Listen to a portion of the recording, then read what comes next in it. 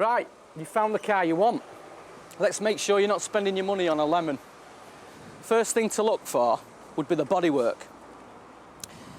What I generally do is get down on my knees, look right down the sides, make sure all the panels are straight, make sure there's no dents in there.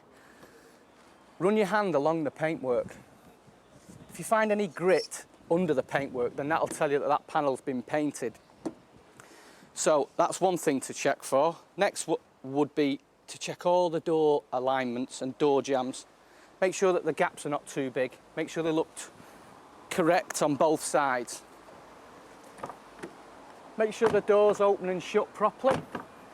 Make sure there's no wear in the hinges. That'll tell you that the car's done a few miles if it has got wear in there.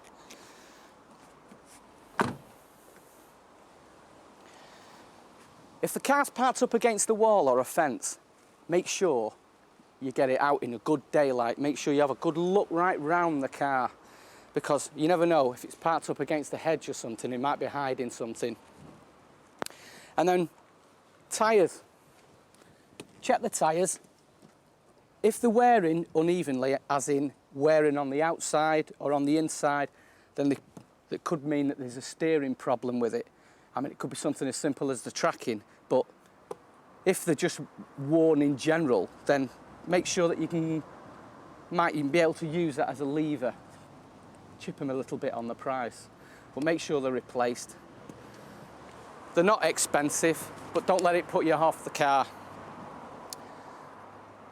Now, that's it for this week. Next week we'll be looking at the interior of the car and what to look out for in there.